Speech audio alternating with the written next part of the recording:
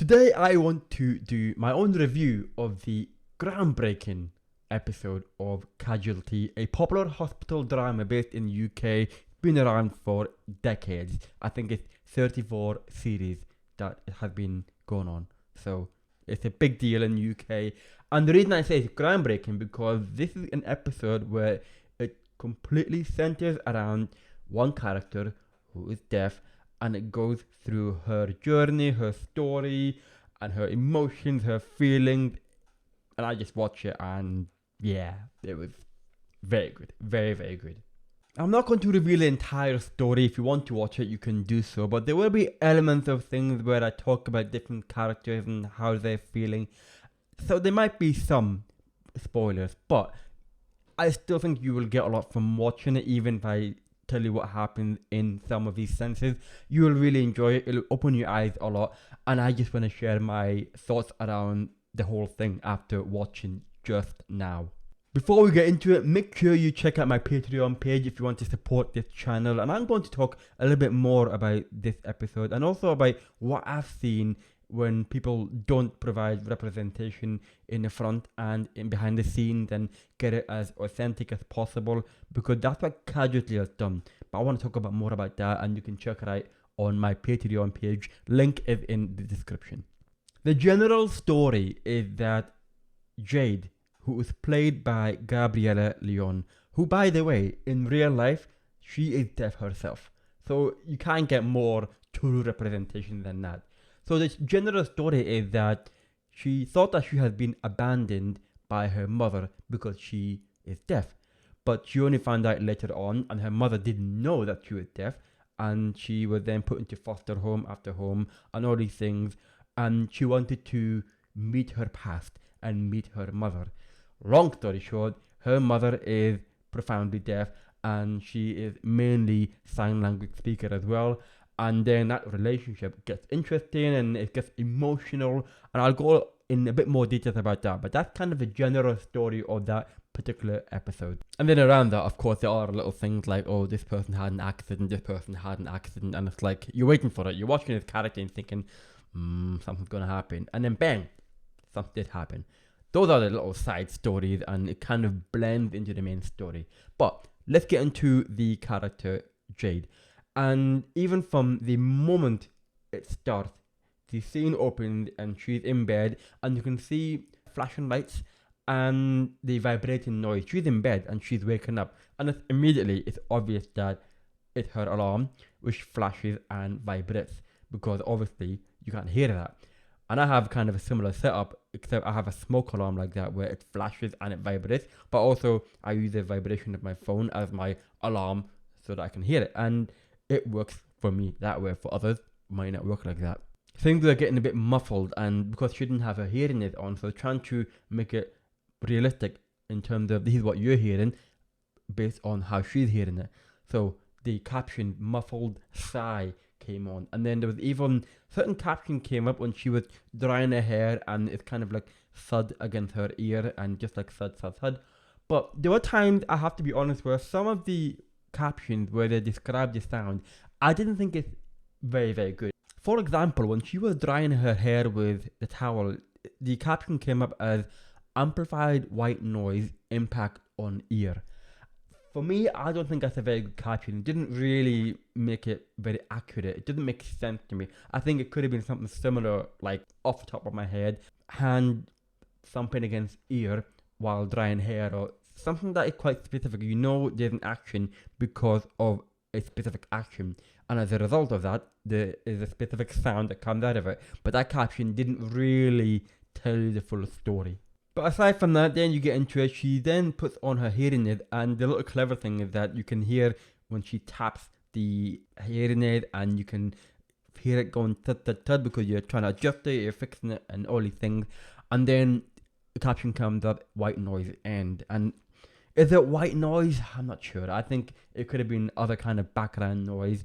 But either way, what it's trying to tell you is that there are all these weird sound distortion around you. And then when she puts her hearing aid on, things have got a bit clearer, and the white noise has ended, and the caption has displayed that. So it's good that it tells you that, but I think the caption could have been a bit more descriptive. The one thing that's definitely accurate is when she puts her hand over her hearing aid. I don't know if you can hear it in my hearing aid, but there's a feedback, and that does happen. It's like checking if it's working, the battery is okay, all these things, and you have it on, and that is legit. Because she's a nurse, obviously there would be all sorts of sounds in and around the hospital, and there were times where it was very overwhelming. So for example, she had tinnitus and it got really hard to hear certain things, or certain noises become really intensive, just very overwhelming, and she got a bit sensitive to those high volume noises, and you can see a certain caption appearing saying increase white noise as she enters the hospital, or siren is blaring and she looks really uncomfortable with it, and the screen get a bit fuzzy to give you an idea that that's how she's feeling, just overwhelming, just too much. And I've learned later on that sensitivity to high noises is called hyperacusis, and that is apparently something that Jade is going through. And it's a true reflection of how some people will feel when there are noises that it's just too much to handle. It's just overwhelming. Maybe you can't really differentiate it, you can't separate it. And I get that a lot because it just requires either you have to concentrate really hard on what that noise is and trying to work it out, or you get exhausted from just the constant action of listening and listening in amongst all that noise. You get that listening fatigue, and it just got very overwhelming to the point where you just want to take off your hearing aid, and that had happened at times. And then into the story itself, about she then eventually meets her mother for the first time since she was abandoned at the age of 3, and went to meet her for the first time and didn't realize that she was deaf, and the mother didn't realize that, oh, you're deaf as well. Now the mother, who's played by Sophie Stone, who is brilliant actress. Every time I watch her on anything, she's awesome. I love her acting style and her emotion and all these things. Brilliant. So Sophie Stone is the actress, and she plays a character called Susie, who is deaf and abandoned Jade as a child. And at that time, it's because she thought, she just couldn't cope, or she was withdrawn, or she was not developing properly. She didn't realize at that time that she was deaf. And then that story got opened up and got really emotional at times and got really deep. The first time that they did meet was in a cafe, as you do. And I couldn't help but just laugh in dismay when they both wanted to order coffee. So you go to the barista, Jade orders, and she was speaking orally and asked for coffee, and then Susie then also asked for coffee as well, but she doesn't use speech a lot, and she did it a little bit, and the barista was like, I don't know what you're talking about, and it's just ridiculous. And even Susie said, I can write it down for you, and then Jade said, here's what she wants. And maybe Jade didn't have to do that, but the barista was just not helping. I think if someone needs a bit of deaf awareness training, maybe someone can contact a cafe and get that organized, because the barista didn't help. So at that time, then they got their coffee, sit down, and they were going to have a conversation. And I don't really watch Casualty a lot. It's just because of this episode, I was really intrigued. So I don't know whether Jade could sign or not, and how she communicates with deaf people. Likewise, vice versa. What's going to happen? Is it going to be by text? Are they going to write down messages? Are they going to sign? It's interesting to see different ways of communicating, because there are different ways of communicating between someone who is hearing, or maybe just partially deaf, hard of hearing, and someone who is profoundly deaf. There are ways to get around it. So I was quite curious to see what happened, and lo and behold, they were signing. And it seemed Jade was signing in sign-supported English, but maybe she's learning, maybe trying to get up to speed in terms of grammar. Or obviously Susie was signing in BSL, in British Sign Language, and that was a communication there. And obviously, again, it wasn't like a full-on communication in terms of a deep conversation as such, because there was a lot of emotion. They're trying to get understanding. There were things going around in the background, and that is another moment where I was quite impressed, where the caption this time was very accurate, because there was a caption that says something along the line of milk frother whirs, which I think is really accurate. So in a coffee machine, you can hear that noise when you put the and you're trying to get that milk to froth and make it steamed and get the froth going. You hear that a lot in a cafe, and that was really highlighted in that particular scene, and it really made Jade like, I just can't cope. She had to take her hearing off, which, by the way, I want to take off my hearing aid. I'm kind of done with it. And really, she took off her hearing aid because the noise was just too much, and it felt a bit better because it was just really sensitive to that high level of noise. So then they were communicating, and one thing that she pointed out as well is that one, they were communicating by sign language. The open caption, which is the burned on caption, started to appear. And that was trying to say, this person said this person said that. It was in different colors, so you can work out who said what. And that's how you read it. And on top of that, which is really important, I have to mention this, the open caption was moved up a little bit than the average thing that you see in subtitles at the bottom of the screen, but the open caption was a little bit higher. And that's because there were times where the open captions appeared at the same time as the closed captions. In certain situations, sometimes you see them overlap each other, and then you can't see it. You can't read anything because the open caption is on top of the closed caption, and you can't see what's going on because it's just distorted. But on this occasion, they separated it, which is perfect. That was really important because there was a particular point, again, when the milk frother was making that noise, and there was a sound distortion, and then there was a, what she said, sorry. The sorry was open caption, and that was burned on the video, and then below was the sound distortion, it was disappearing or something like that. But it's trying to say both of these things were happening at the same time, and that was done really well. The fact that they wanted to use open caption with the closed caption, it was done brilliantly. Oh, I forgot to mention as well, one thing that I've also noticed is that when they first met the first time, and they tried to say that, okay, I'm deaf. You know, that's Susie, she said, I'm deaf. And I've noticed it's deaf with a capital D. And then Jade said, me too. And she says, oh, you're deaf. And that was a deaf with a small d. And the whole thing, small d deaf, capital D deaf. You can learn more about that if you want to. But again, it shows that, they have the right people saying, okay, she's capital D deaf and small d deaf. And yes, people argue whether is that needed, but I guess in this situation, it was needed. So the fact that it was there shows you that there are the right people involved in the creation of this episode, because I suspect most people will not be aware of the difference between small d deaf and capital D deaf.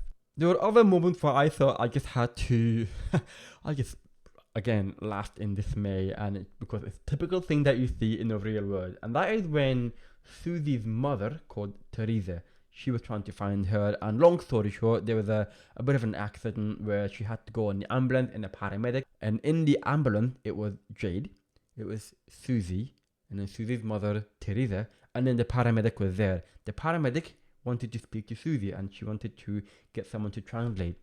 The mother, Teresa, she interviewed, don't worry, lifetime practice. It's better that I communicate because I know best. And I knew this is going somewhere going to be interesting. So the paramedic said, could you ask Susie where does she feel in pain? And some people might expect Teresa to sign. No, it was never going to happen. And I knew it was never going to happen. Teresa just started speaking like maybe slowly and saying, oh, don't worry, she can lip read. And that was enough.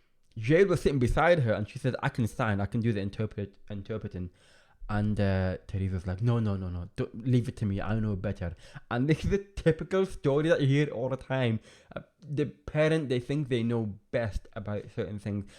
And I agree that there are times you do know better, but there are times where because of that lack of awareness, and it's a hearing parent, they're not fully aware of how that deaf child feels.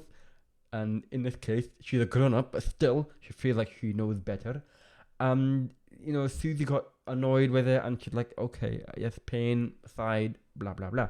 But it was clear that Teresa wanted to be in charge because she felt she knew better. And that is what happens in the real world. It can get quite complicated. It can get quite messy because then the relationship between the parent who's hearing and the child who's deaf, it doesn't go very smoothly, and that shows when Jade then rolls her eyes, and I also rolled my eyes as well. Don't worry, Jade, I get you. The other story, which is also emotional, is also quite common in the real world, is the fact that Jade was abandoned because she was withdrawn in her own word, and she wasn't, according to professionals, developing normally. At that time, they didn't know she was deaf, and it was only later on she was diagnosed as deaf, but she was abandoned and put into foster care. And I'm sure that happens a lot in the real world. And also, regardless of whether that person, if that person's deaf or other kind of disabilities or whatever, then you can only work out like how often this happens in the real world, where the child just needs a bit of adjustment, and that's it. It will be fine, and everyone adjusts as well around the child's needs. But that didn't happen, and it just brought out that emotion of feeling where she felt, oh, I'm abandoned because I'm deaf. The mother didn't know, because the mother thought it was important that she was put into a special care. And the mother, in this term, I'm talking about Susie. Susie said her mother said the same thing. And they said the professionals told us we should do it the best way, and we couldn't do it on our own, so we have to put you in foster care.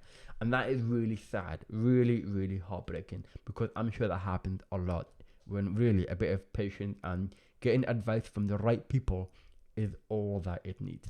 And then towards the end of the episode, there was again another scene which resembles in real life, where Teresa said, I tried my best, I listened to the professionals. And that gave me a bit of a warning sign when someone said, I listened to professionals and they said this.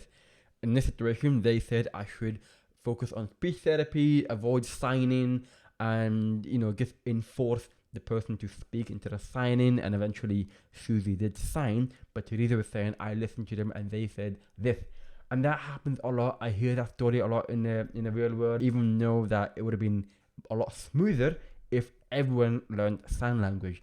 Teresa didn't know any, and she didn't think it was needed, and she felt like it was better to listen to professionals, do it this way. This happened in the real world, and again, it's really, really sad, and it can get quite emotionally traumatic for the deaf person, in this case, a deaf child, and that kind of created a lot of mess. And that is because sometimes I can't blame the parents, because they felt like they did the right thing by listening to the professionals, but sometimes those professionals are among the least deaf aware people in the world. They think they know better, but by enforcing autism, and they enforce people to do that, don't do signing, don't do any of that, just forget about it, then that actually benefited the professional and the parent more, but it didn't benefit the deaf child in any way. It really captured that emotion, and it just perfectly done. I thought it was really, really well done. And the reason it was well done, because there were proper representation of people in the front of a camera, and behind the scene, trying to get the authenticity bang on, spot on. Not only you have, first of all, you have the program's first regular deaf character, which is Gabriella Leon, and she was playing the character Jade, and she's deaf herself in real life, and she has experience. That's number one. And then her mother, Sophie Stone, well-known actress, and she is BSL speaker, and she is a professional actress as well. So, there's no worry about that. You're not just getting anybody. She's a professional. She knows what she's talking about. That's another thing. And then it was written by two people who were also very well-known, Charlie Swinburne and Steph Woolley, and they are also deaf themselves. And it was directed by a deaf director called John Maiden. It's a beautiful team. It's a perfect team. This is what happens when you have a good team. They bring it out in a real way, authentic way. Unlike certain situations where you see people say, oh, we couldn't find anybody, or they just bring some random people who pretend to be disabled, and it's not really authentic, and they do things which is just not right. They don't really bring out that authenticity on the screen. This is what happens when you get the proper people, experts, and true representation on the screen. You get this. You get Casualty delivered in a really brilliant way. Yes, there were issues with the caption I felt could be better, but in general, it was so good. It was so good. And I guess when I end with this, there was one scene where Jade was speaking to Theresa and trying to say that you're wrong. In general, that's the story. You're wrong. And Jade said, and it is okay to be deaf. Oh, that gave me shivers. Oh, gave me shivers. And it gave me shivers because the story makes sense. Because, again, you need to watch it. You understand why she said that. But even for me, and I'm sure millions of people, to hear that and say, it it's okay to be deaf. Oh, gave me shivers. And for me, because all this time where I've been treated like I am broken or flawed, or I'm just put on a side somewhere, or I'm not normal, all these things. And sometimes you need someone to say, you are normal, because you are normal. And it is okay to be deaf. But sometimes you don't hear that, and almost all the time you don't really see that on the screen. And someone said that on the screen as well. And that was so important. I can't emphasize how important that one sentence toward the end of the episode is. And it is okay to be deaf. If you're based in the UK, you can watch it on iPlayer, and the story is just really good, even for someone like me who hasn't really watched Casualty ever. And I wanted to watch this one because it's just always nice to see someone who is like you on the screen, and it's done in a correct way, in an accurate way, and they care by getting the right people involved.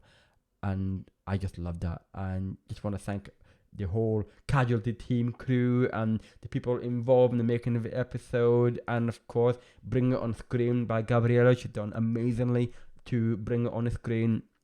Every single person did what they had to do, and it was so well done. Make sure you hit that subscribe button. It really would be amazing if you could do that. In the meantime, I will speak to you again soon. Take care.